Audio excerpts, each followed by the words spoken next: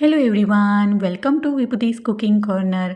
આજે આપણે બનાવીશું દિવાળીના નાસ્તા માટે ખૂબ જ ટેસ્ટી અને ચટપટી એવી જામનગરની પ્રખ્યાત ડ્રાયફ્રૂટ સૂકી કચોરી બનાવીશું. નાની નાની 3 ટિપ્સને ધ્યાનમાં રાખી અને તમે કચોરી બનાવી લીધી તો બજારમાં મળતી કચોરી તમે ઘરે પણ બનાવી શકો છો. મારી રેસિપીઓ ગમતી હોય તો મારી ચેનલને હજી સુધી સબસ્ક્રાઈબ ના કરી હોય તો સબસ્ક્રાઈબ કરજો અને બાજુમાં આવેલું બેલ આઇકન બટનને પ્રેસ કરજો, જેથી આવનારી નવી રેસિપીના નોટિફિકેશન સૌથી પહેલાં તમારા સુધી મળી રહે. તો ચાલો રેસીપી બનાવવાનું શરૂ કરીએ. જામનગરની ડ્રાયફ્રૂટ સૂકી કચોરી બનાવવા માટે અહીંયા સૌથી પહેલાં લોટ બાંધીશું. તો તેના માટે 1 બાઉલ જેટલો મેં મેંદો લીધો છે અને તેને ચારી લીધો છે. હવે મણ માટે મેં અહીં 1.5 ચમચી જેટલું ઘી લીધું છે અને અહીંયા મેં ઘી જામેલી લીધું છે.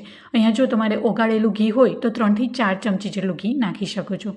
હવે તેમાં સ્વાદ પ્રમાણે મીઠું નાખીશું અને ઘીને લોટમાં 2 હાથ વડે સારી રીતના મિક્સ કરી લઈશું. અહીં તમે મણમાં તેલ પણ નાખી શકો છો, પણ ઘી નાખવાથી કચોરી છે એકદમ ખસ્તા બનીને તૈયાર થશે. હવે લોટને ઘીમાં એકદમ સારી રીતના વ્યવસ્થિત મિક્સ કરી લઈશું. હવે તેમાં થોડું પાણી એડ કરતા જશું અને ટાઈટ એવો લોટ બાંધી લેવાનો છે. અહીંયા લોટ વધારે ઢીલો ન થઈ જાય, ખાસ એ વાતનું ધ્યાન રાખવાનું છે.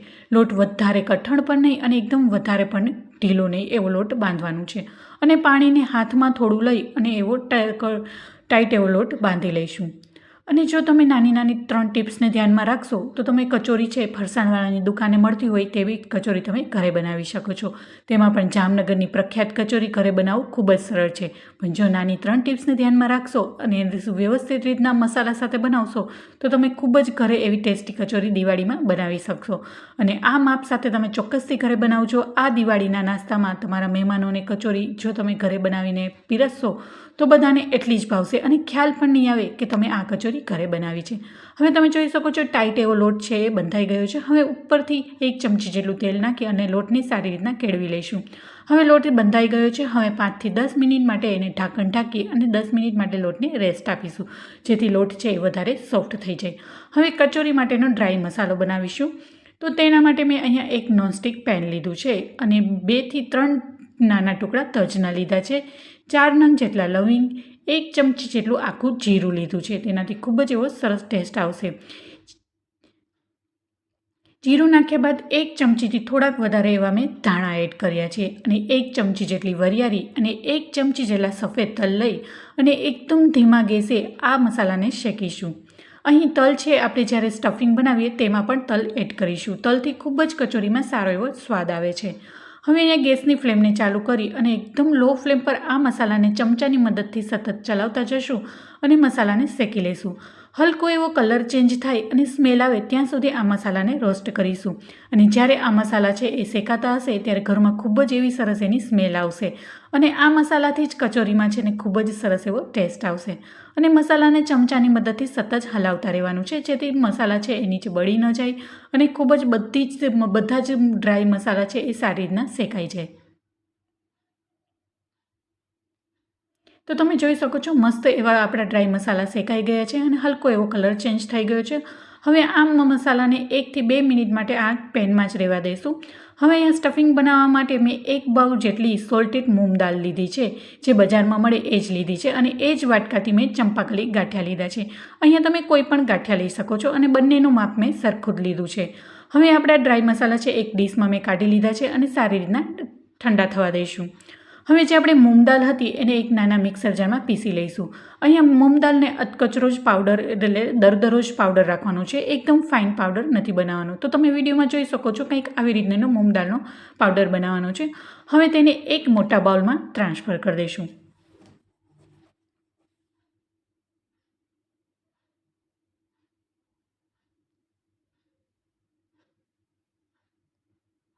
ત્યારબાદ એ જ મિક્સર જારમાં આપણે ગાંઠિયાને પણ પીસી લઈશું.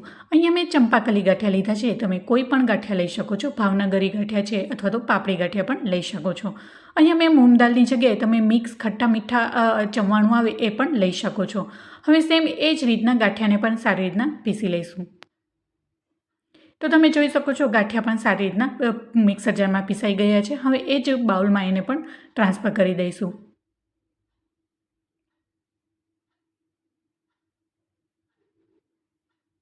હવે મૂંગ દાળ અને ગાંઠિયાનો છે એ મસ્ત દરદરો એવો પાવડર મેં કરી લીધો છે. હવે આપણે જે મસાલા હતા એ સારી રીતના ઠંડા થઈ ગયા છે. હવે એ જ મિક્સર જારમાં મસાલાને પણ પીસી લઈશું અને મસાલાનો પણ ફાઇન પાવડર નથી કરવાનો. તમે જોઈ શકો છો આવો કંઈક દરદરો પાવડર રહે અધકચરો એવો રાખવાનો છો. અને જો તમે આ મસાલાને પહેલેથી જ બનાવીને રાખો તો તમારે કચોરી બનાવવી ખૂબ જ ઇઝી બની જશે. અને આ મસાલાને તમે મહિના દિવસ સુધી સ્ટોર પણ કરી શકો છો. અને કાચની એરટાઇટ બરણીભરીમાં રાખી દેશો તો તમે મહિના દિવસ સુધી આ મસાલાને કાંઈ નહીં થાય. હવે આપણે કચોરી માટેનો ડ્રાય મસાલો બનીને રેડી થઈ ગયો છે.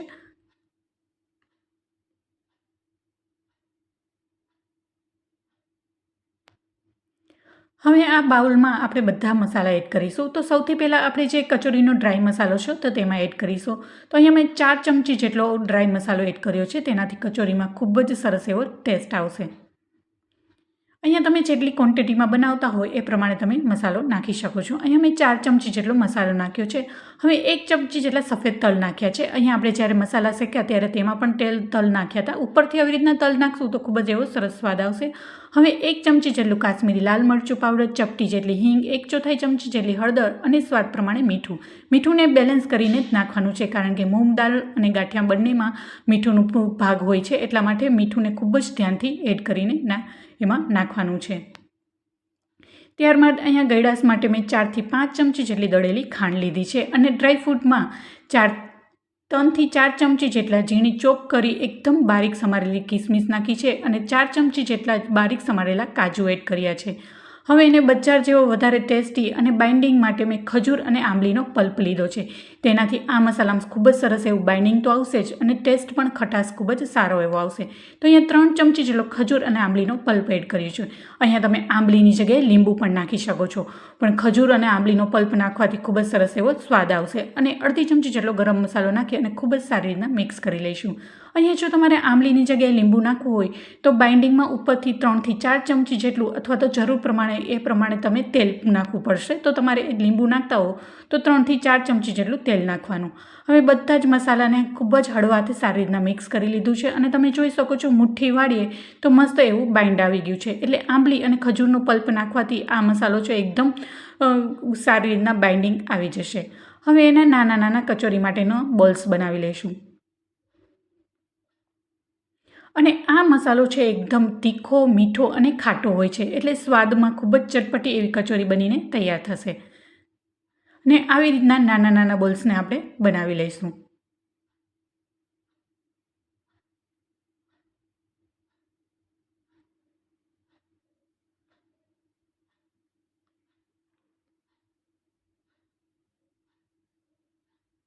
તો સેમ આવી જ રીતના બધા જ કચોરી માટેના બોલ્સને આપણે બનાવી લઈએ.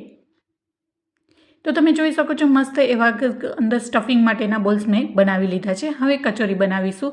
તો તેના માટે જે આપણે લોટ રેસ્ટમાં રાખ્યો તો એ સારી રીતના કૂણો થઈ ગયો છે અને ફરીથી એને આવી રીતના હાથ વડે કેળવી લઈશું એટલે જેથી વધારે સોફ્ટ બનીને તૈયાર થઈ જશે.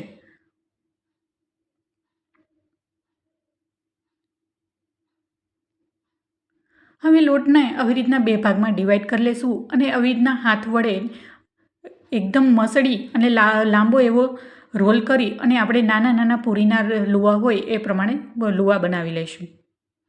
અહીંયા કચોરી તમારે નાની કે મોટી સાઇઝની જેવી તમને ગમે એ પ્રમાણે તમે તમારી સાઇઝમાં ગમતી સાઇઝમાં તમે બનાવી શકો છો. અને હાથ વડે આવી રીતના રોટલીના જેવી રીતના લુવા કરીએ એવી રીતના કરી લઈશું. તો સેમ આવી જ રીતના બધા જ લુવાને મેં બનાવી લીધા છે. હવે હાથમાં એક લુઓ લઈ અને હાથ વડે આવી રીતના વાટકીનો શેપ આપી દઈશું. જેમ આપણે મોમોસ બનાવીએ સેમ એવી જ રીતના પહેલાં હાથ વડે આવી રીતના થોડો એવો વાટકીનો શેપ આપી દઈશું. અને આવી રીતના અંગૂઠો વચ્ચે રાખી અને આંગળીએથી આવી રીતના ફેરવતું જવાનું છે. અને અંગૂઠો અને આંગળીની વચ્ચે રાખી અને જે આપણે સ્ટફિંગનો બોલ્સ બનાવ્યો છે તેમાં અંદર એડ કરી અને થોડું એવું પ્રેસ કરવાનું અને ઉપરનો લોટનો ભાગ છે ઉપરની સાઈડ આવી રીતના આપણે સીલ્ડ કરી દઈશું. તો તમે જોઈ શકો છો ખૂબ જ સરળ છે ને કચોરી બનાવવાનું.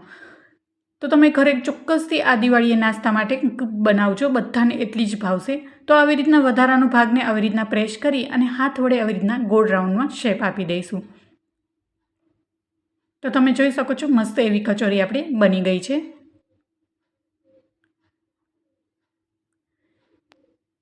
હવે બીજી રીત બતાવું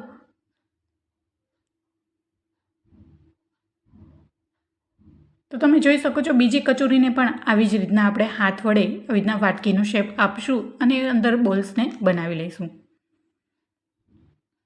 અને અંગૂઠો અને આંગળીની વચ્ચે આવી રીતના લુવાને રાખી અને આવી રીતના આપણે સ્ટફિંગને એડ કરી અને હલકું એવું પ્રેસ કરશું, જેથી અંદરના ભાગમાં બોલ્સ છે એ અંદર જતો રહેશે અને ઉપરના લોટના ભાગને આવી રીતના કરી અને આપણે એને સીલ્ડ કરી અને લોટને જો એક્સ્ટ્રા લોટ હોય તો એને થોડોક કાઢી અને રાઉન્ડ બોલ્સ શેપમાં આપી દઈશું.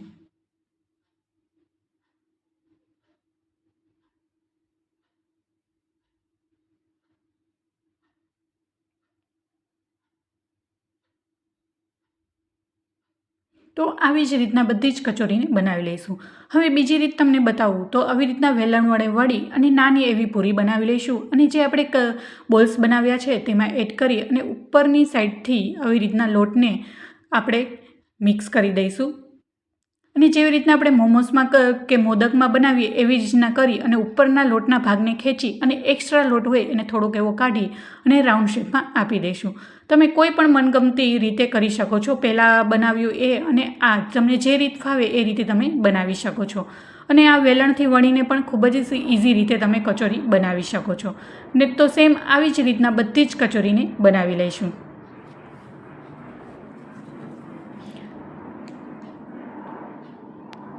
તો અહીંયા બધી જ કચોરીને મેં બનાવી લીધી છે. હવે તેને ફ્રાય કરી લઈશું. તો અહીંયા પહેલેથી જ મેં તેલ ગરમ થવા માટે મૂકી દીધું છે અને તેલ છે એ રૂમ ટેમ્પરેચર હોય તેવું જ તેલને રાખવાનું છે, વધારે ગરમ ન હોય તેવું ધ્યાન રાખવાનું છે. હવે થોડોક એવો લોટ નાખીને આપણે ટેસ્ટ કરી જોઈએ કે આપણું તેલ છે એ હલકું એવું ગરમ થઈ ગયું છે.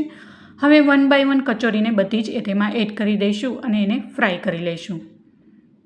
અહીંયા પહેલાં કીધું એમ કે 3 ટિપ્સનું ધ્યાનમાં રાખીને તમે કચોરી બનાવી લીધી તો તમે ફરસાણવાળાની દુકાન જેવી જ કચોરી તમે ઘરે બનાવી શકો છો.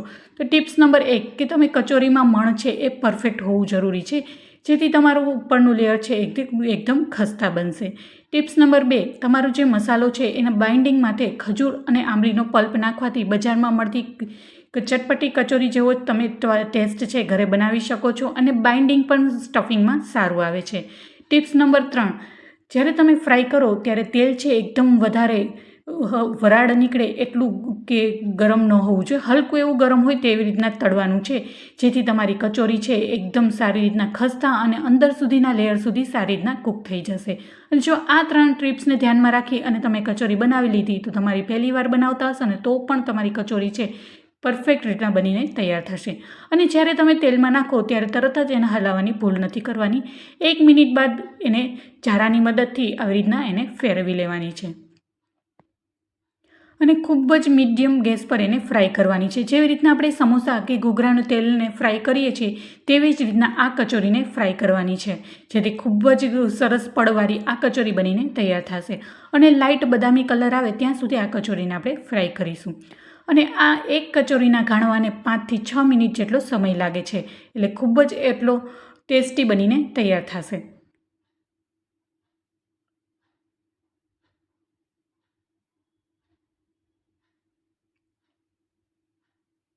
હવે કચોરીની સાઈડને પલટાવી લઈએ.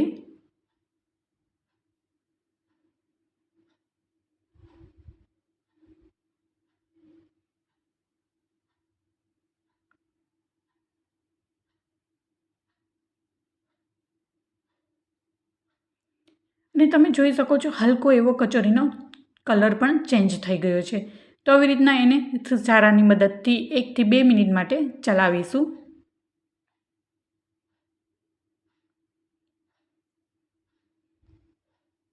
અને ખૂબ જ હળવા હાથે એને પલટાવી લઈશું.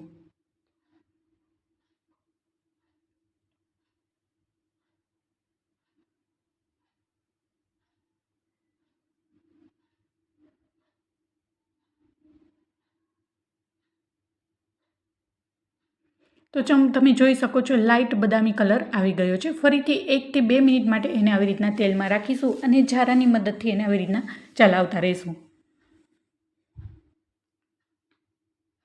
તો તમે જોઈ શકો છો મસ્ત એવી કચોરી છે એ સારી રીતના ફ્રાય થઈ ગઈ છે અને બજારમાં મળતી કચોરી જેવો જ કલર પણ આવી ગયો છે.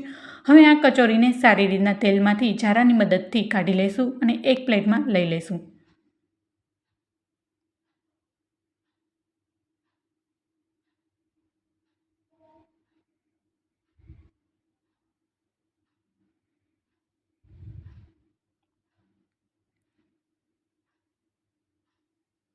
તમે જોઈ શકો છો મસ્ત એવી કચોરી છે એ ફ્રાય થઈ ગઈ છે. હવે એને એક પ્લેટમાં કાઢી લઈએ. અને બજારમાં મળે તેવી જ કચોરી જેવી પણ દેખાઈ રહી છે. તો ચોક્કસથી એકવાર આ કચોરીને ટ્રાય કરજો. તો સેમ આવી જ રીતના બધી જ કચોરીને મેં ફ્રાય કરી લીધી છે. હવે તેને સર્વિંગ પ્લેટમાં લઈ લઈએ.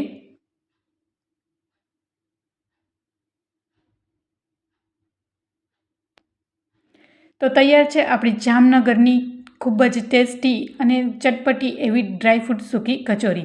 તો જોતાં જ ખાવાનું મન થઈ ગયું ને, તો આજે જ આ રેસીપીને જરૂરથી ટ્રાય કરજો. મારી રેસીપીઓને લાઇક કરી તમારા ફ્રેન્ડ્સ એન્ડ ફેમિલીમાં શેર કરજો. અને મારી ચેનલમાં નવા આવ્યા હોય અને મારી ચેનલને હજી સુધી સબસ્ક્રાઇબ ના કરી હોય તો સબસ્ક્રાઇબ કરજો.